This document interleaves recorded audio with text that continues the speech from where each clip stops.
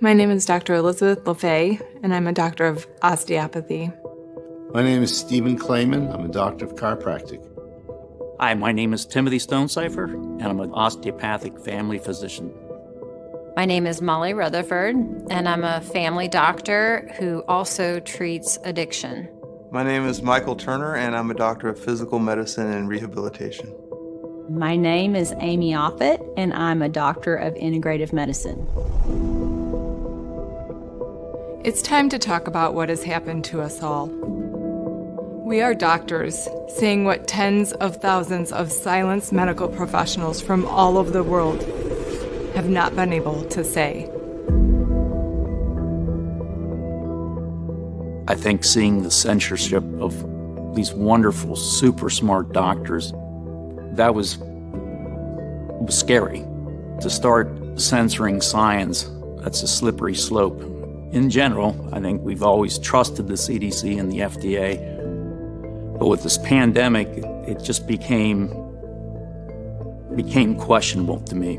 A sad realization progressively that they don't have our best interests in mind. They're not doing their job. They're not acting in the public's well-being. They're captured, they're paid off, they're corrupt. After several articles in The Lancet and the New England Journal of Medicine were retracted during the pandemic, after learning what happened with Pfizer and Moderna with their clinical trials and all the information that's coming out in the future, I will definitely take the time to look at the data myself.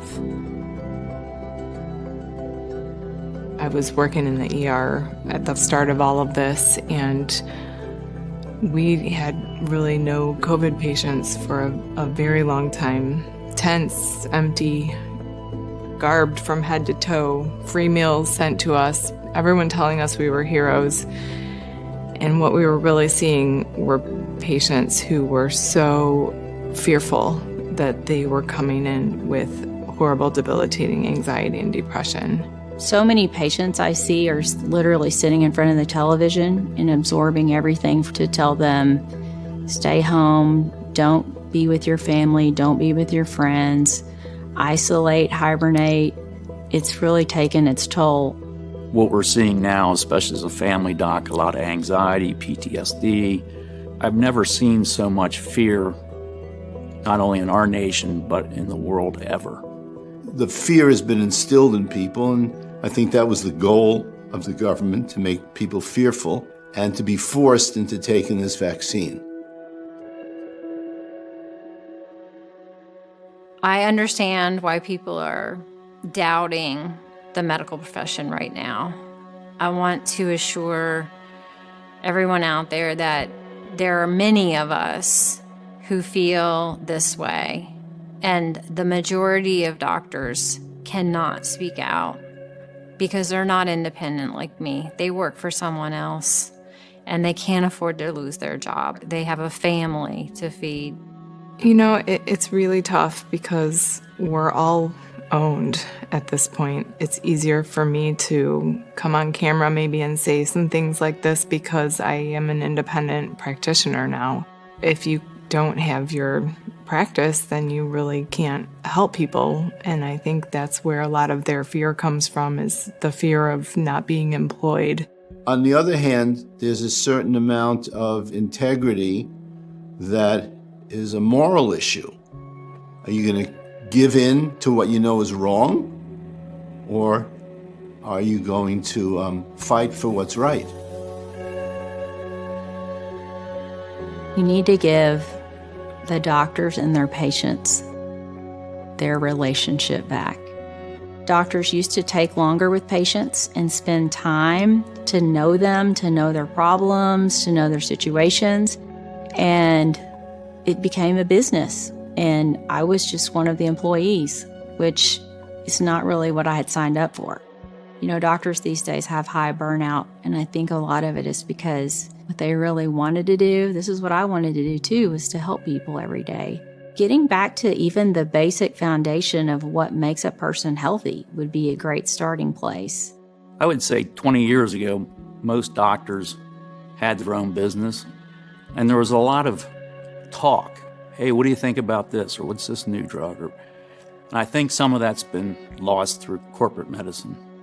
There is uniformity and conformity that's encouraged, and the decision makers at the top usually are not physicians, and this is a big problem, right? So the people in the C-suite, the people who are really making the decisions, are mainly the lawyers, and they're doing it for medical legal purposes, looking to minimize risk, minimize lawsuits, and the accountants who are looking for return on investment, operating margin, and to avoid audits by the federal government.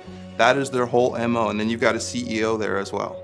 We need to take back our power. As patients, as doctors, we need to fight for that doctor-patient relationship and say, let's reimagine what healthcare should look like. When doctors work for all of these big systems, between insurance and pharmacology influence, we don't really have a voice anymore. We're not really making choices that are best for our patients. We're checking boxes. Unless we fight for the doctor-patient relationship and work to maintain privacy and decision-making that is based on an individual patient scenario, then that will be lost. The art of medicine will be gone, and we may as well be replaced by artificial intelligence.